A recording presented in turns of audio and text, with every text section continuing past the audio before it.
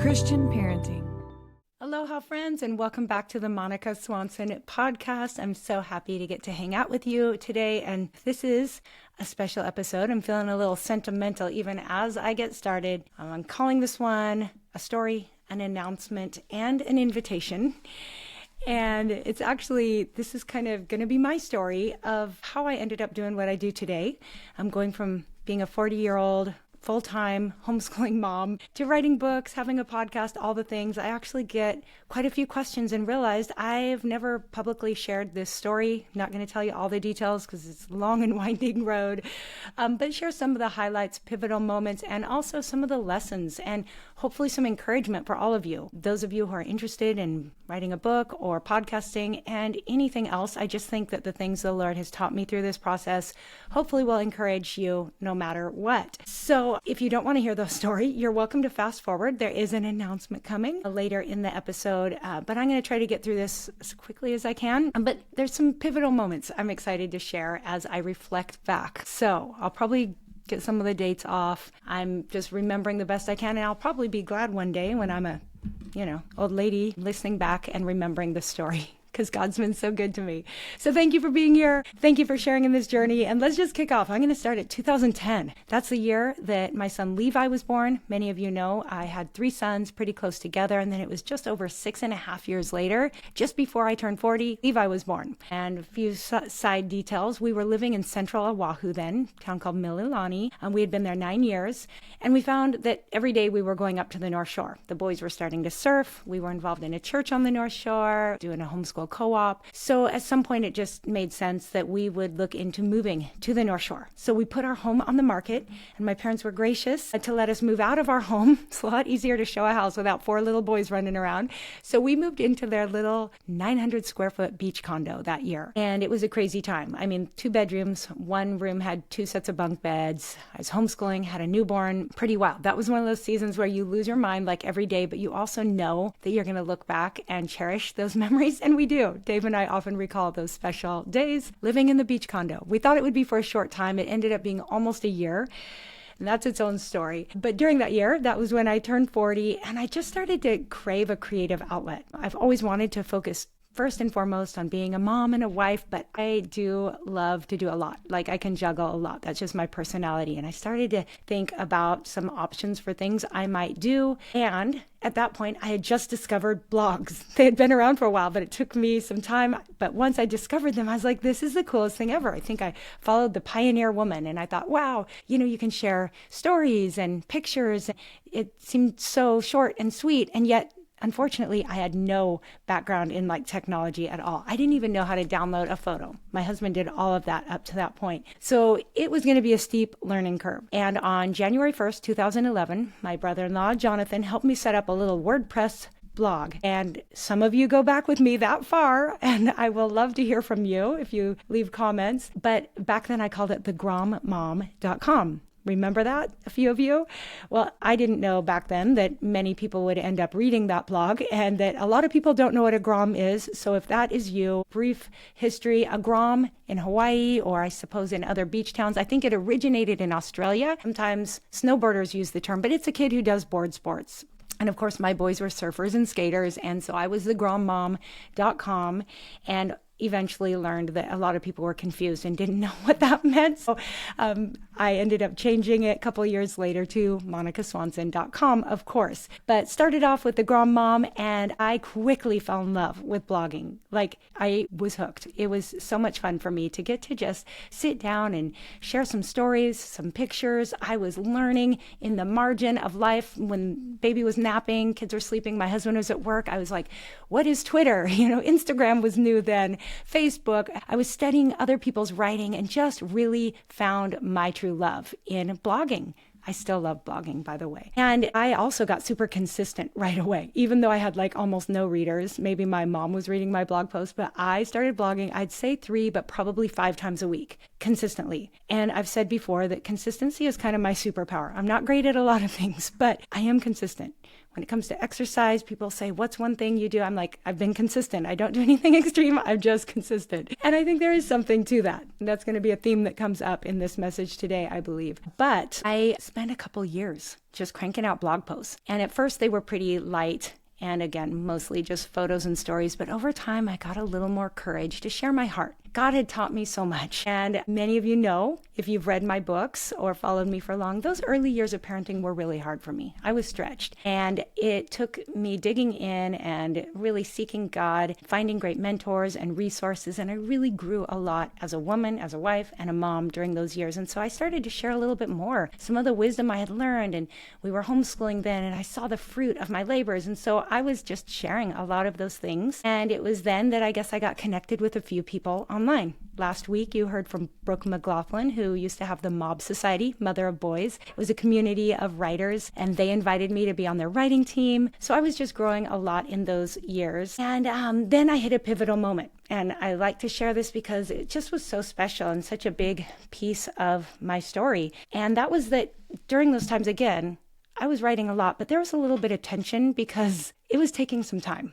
I mean, I still tried to be a mom and a wife first, but I would stay up late and I'd be on the computer and my husband would get home from work and I'd like close the laptop and it just felt a little bit uncomfortable. Like this was my thing, but maybe he wasn't totally on board. And then we had this night, a date night. I'll never forget, we were out at sushi and across the table, Dave challenged me and he said, so this blogging thing, is this a hobby or a job? And fair enough. That was a good question. And I think that oftentimes in the world we live in today, us women have so many opportunities, right? To chase these exciting things, these side hustles, which sometimes can be such a blessing for our families, a great outlet, but they can also be a real distraction. And I think that there is, a fine line there. And we need to be prayerful and wise about these things that we pursue. So it was a fair question, but it kind of made me mad. I got a little defensive, but I'll never forget what I said across the table back. I could probably quote it. What I said was, I really can't explain this, but whether I have 10 people reading my writing or 10,000, I just feel like I'm doing what God created me to do, and I want to keep doing it.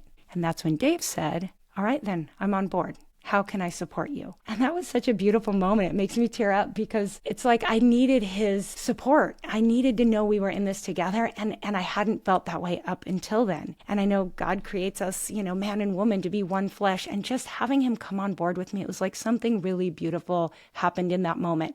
And I believe it did because I know that was a Thursday night because Friday night, Dave went to work, to the hospital to do a night shift. The boys were all watching a movie and I opened my laptop to write a blog post. Now, a little bit of background on that too, because many of you are familiar with this blog post. That previous week, Josiah had a birthday and turned 15 and Jonah had turned 13. Their birthdays are 6 days apart. And leading up to that time, I remember that everything I saw online, especially about the teenage years, was just bad news. Everyone was like, enjoy your kids when they're little because you're going to lose it all when they're teenagers. They're going to rebel. They're going to quit talking to you, and just a lot of really bad news.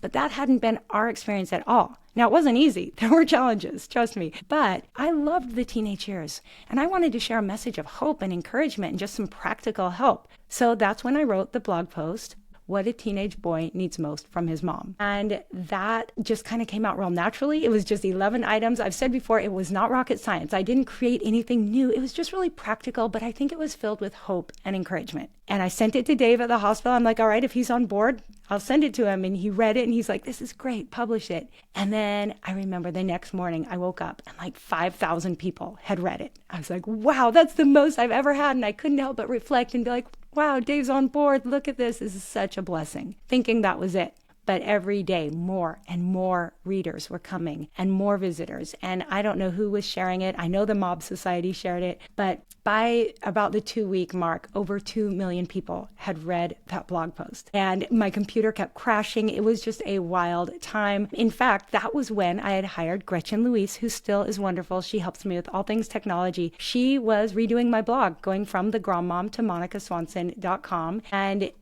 the computer kept crashing. So we still laugh when we look back at that time. But I was hearing from so many people, getting so many emails, and I was like, oh, clearly I've touched on a need. Like people need hope. People need encouragement. Teenage years, raising boys. And so that continued, and I continued to write and blog, and I had more blog posts go viral. And that was just the beginning of a really busy and really exciting season. So a couple years go by. I am still consistent. I'm still blogging. Now I was, networking with more people, having some ads on my blog. So it was a little bit of a job, but hardly.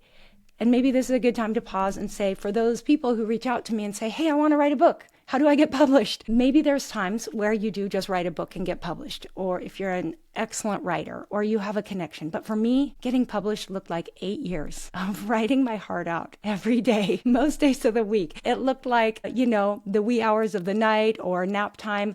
Of course, if my kids went to school or if I was able to put more time into it, maybe it would have happened faster. But for me, it was being faithful to what God put in front of me. And I wasn't strategic, trying to just get a book deal. I think I probably was starting to dream about a book, but I just really wanted to be faithful, to serve the people in front of me, to encourage, to share my heart. And that makes me think of a verse in Luke 16:10 that says, one who is faithful in a very little is also faithful in much. Now, I didn't think of that at the time, but when I reflect back, I'm like, that was my heart, was to truly just be faithful. So I just want to encourage you, anyone out there who is interested in writing, or maybe it's something else, art, or pursuing anything. I just encourage you to be faithful with what's in front of you. And maybe in the season you're in, it may not be the time to go full force. Your family needs you. In fact, if you have young kids, I really encourage you to give your all to your family first and foremost. But you might begin to nurture that. You might just start journaling or a blog or Substack or painting, whatever your thing is. I encourage you to nurture that, but also to not let it distract you from the more important things. Because no doubt in that season, God was doing a work in me that he had to do for me to have the ministry I have now. And I think back and I'm thankful that I didn't start any of this when my boys were younger, because no doubt it's been a distraction. Levi hasn't gotten as much of me as the older boys did. And I feel bad about that. And so I'm grateful that I was 40 years old when I started, and I've still had plenty of years, and I still have many years ahead, and I'm somewhat holding back still until Levi is graduated, and then I'll probably be even more committed to the work that I have to do. But I just want to encourage you, it's hard to see in the moment, but those kids really do grow up fast. So give your family what you can. I know many of you work regular jobs as well, but I encourage you to make the most important things the most important things. So with this, a couple years later, I was introduced to a literary agent, and that is another piece of the story. If you are wanting to get published, it's really important to have an agent. Most publishers won't look at your proposal unless you have an agent. So that takes some time, but I had an agent. The way it works is they help you create a book proposal, which is huge. You have to have outlines and all these pieces to the proposal. You have to have a couple chapters of the book. You have to share kind of a marketing strategy. There is so much to a book proposal. And then they act almost like a real estate agent, where they then pitch it to all the publishers, sometimes 20, 30 publishers. And then those publishers who are interested ask you for an interview. And that's the process that it takes to get a book deal. And I did all that. 2017, signed a book contract for Boy Mom, What Your Son Needs Most from You. And it came out. That's the next step, is it takes a long time. Once you've signed that contract, you have to write the book, and you have to have an editor go back and forth with you on it. There's many, many steps. But 2019, August, Boy Mom was released. So that's the book story. The summer before it was released is when I decided to start a podcast. I thought it would be a good way to support the book release, started the Boy Mom podcast. And I was so nervous. I took a course on how to podcast because I had no idea what I was doing. I've always felt like a writer who podcasts, not a podcaster who writes. So I put myself out there. But I really did enjoy it. I had so much fun sharing on topics related to raising boys. And then over time, of course, getting to meet so many people, doing interviews. It has been such a blessing. Started off, of course, as the Boy Mom podcast. And then a couple years later, had the opportunity to write my book, Raising Amazing. And that's when I changed the podcast to the Monica Swanson podcast. So there's that backstory. But first, I'll share this other kind of pivotal moment. After Boy Mom, we hit 2020, right? So the whole world kind of gets weird. I'm sure you look back and have your own stories. But I followed up Boy Mom with another book idea, and I pitched that to the publisher, and they turned me down. They weren't interested. And that was heartbreaking. I was like, oh my goodness, have I failed? Maybe I'll never get to write another book. But I see God's hand in that, because that summer 2020, all my boys were home, and my boys are great with technology. And I had been really interested for years in creating a course. I always loved the idea of course creation because rather than just text like you have in a book, you can also have, interviews and downloads and things you print out, and it can be pretty.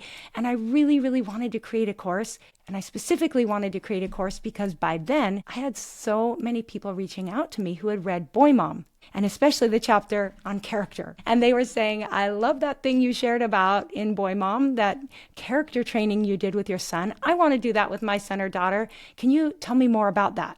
And I was like, oh man, I can't answer that in an email. I don't even think it fits in a book chapter. I want to create a course all about character because that is such a piece of my heart, such a big part of our family story. And so with all my boys home and without a book to work on, I had the opportunity to put together the character training course. And that's been such a big part of my journey. I've loved that course. Of course, over time, I've updated it and added to it. And so I just am so thankful that I had the opportunity to learn how to do that and share that. And then, yes, a couple years later, publishers were interested, and I had the chance to write Raising Amazing, which touches on, yes, character, but also faith and family relationships. My husband was a part of that. My boys each contributed to chapters. So that was super special as well. And then right on the heels of Raising Amazing was Becoming Homeschoolers. And you guys know, each book, it's like children. They're all special to me in different ways. But as I've shared recently, Becoming Homeschoolers has been so special because homeschooling has just been one of the greatest joys of my motherhood journey. So it's been so much fun, but it has been full. And in the middle of all that, I have been podcasting week after week. And like I said,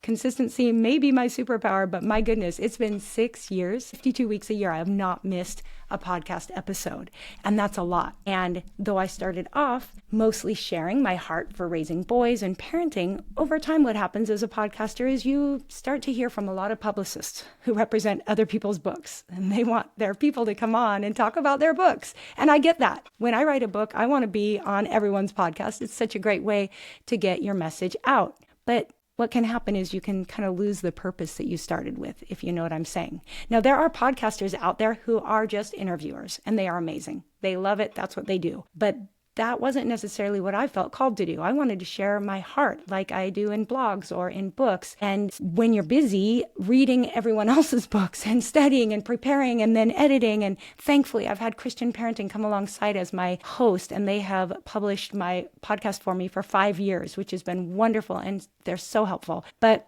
it's just been a super busy season, week after week, working on the podcast. And I haven't really had the opportunity to do some of the things that I initially set out to do. So all of that leads me to the announcement part of this episode, which maybe you're not going to be surprised now to hear. It's a lot. I won't say I've ever said I'm burnt out, but I've sensed that could be coming. I felt like I've been pushing and pushing for so long, almost 14 and a half years since the blog started, and 6 full years since I started podcasting. And I started to sense this might be a really good time to step back and take a break. In fact, I was like, oh, in the Bible, that 7th year is the sabbatical year, Sabbath rest. I was like, maybe this is my time to take a Sabbath rest from podcasting.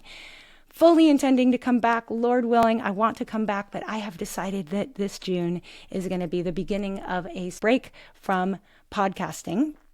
And there's a few other reasons why that I'll go ahead and share here as well.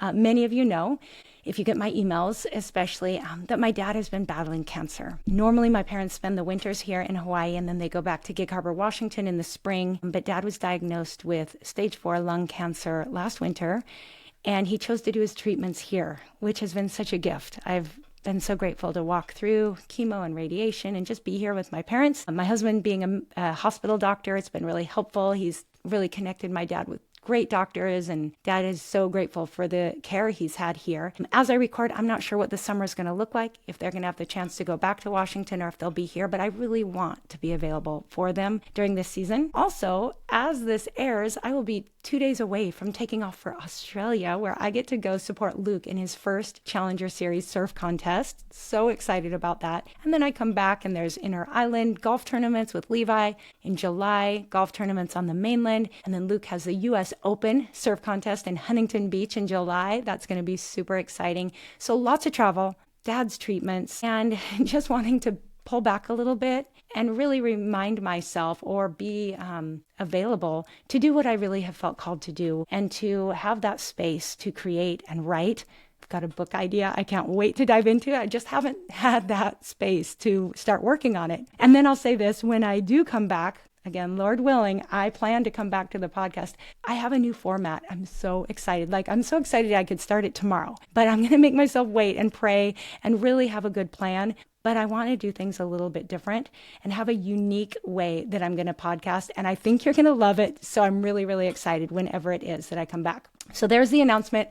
And then finally, the invitation. Super simple. I really want to invite you. If you're not on my email list yet, I want to invite you to join the email list because though I won't be podcasting, I will be emailing every Wednesday of the summer. They're going to be short and sweet. I have a fun format for the email this summer that I can't wait. They're going to be packed with just some links to great resources and some encouragement. And that's also where you'll hear if I'm going to come back to the podcast, any news or updates. Email is where you're going to find all that. And if you're not on the list yet, you can join at monicaswanson.com/subscribe. Can't wait to serve you well there. I'll never share your email address. You can trust me, but I'm really excited to connect with you there each week. Now, just so you know, character training course will open again near the end of June. Super excited. We have been revamping things, working on design. You're going to love it. If you're already in the course, I'll let you know when it's all redone, but there's a lot of new stuff in there. Can't wait to share all that. And again, email is where you're going to hear about it when the doors are going to open. So I don't want you to miss that. So anyway, friends, that just is a wrap on the news, the story, the announcement, and the invitation. And again, I just want to encourage you, whatever season you're in, my heart is to just encourage you in your motherhood, in your marriage, in your family, and in your faith. That's my greatest privilege, is to be able to encourage you in all that. I've been revisiting Titus chapter 2 recently and just remembering that, now I get to call myself an older woman, and it is my calling by the Lord to encourage you to love your husbands and your children, to be busy at home, to be kind, to live pure lives. And there's nothing I would rather do than to know that in some small way, God is using me to encourage you. And it just humbles me to think that I've had the opportunity to do what I do. It's kind of funny. I mean, I never would have dreamt this would be my life today, and I'm so grateful. It's been a lot. It's been a lot of work, but I'm so grateful, and I'm grateful to every one of you who tunes in. Those of you who write me kind messages and encourage me, thank you so much. Those of you who pray for me, thank you. I need it. And all the ratings and reviews on the podcast, on the books, every one of those really, really blesses me. So just know that the things you do to support me do not go unseen. So I want to thank you. I want to encourage you. I won't be a stranger. I'm still going to be around. And remember, there's 6 years of podcast episodes. So if you've missed any, 6 years is a long time. You can go back and start from the beginning if you need something to listen to. Also, I'll tell you, Christian Parenting has a whole network of podcasts. There's some really good ones on specific topics that might minister to you. So go over to christianparenting.org. Check out all the different podcasts. Also, my blog, 14 and a half years of blog posts. And you can use that little search bar to find topics that you might be interested in. So go over to monicaswanson.com and find some recipes, find some blog posts. Hopefully that will keep you busy if you need something to do online this summer. But it's summer, so I want you to be with your families and be all in, hopefully having some fun and enjoying time with your family this summer. So I just want to thank you again and again. And I want to thank the Lord, my family, and everyone who has supported me in this journey. And this is not goodbye. I hope to be back. So stay tuned over in my emails as to when that will be. But thanks, guys. I hope you have a wonderful summer ahead. And until next time, aloha. Christian Parenting.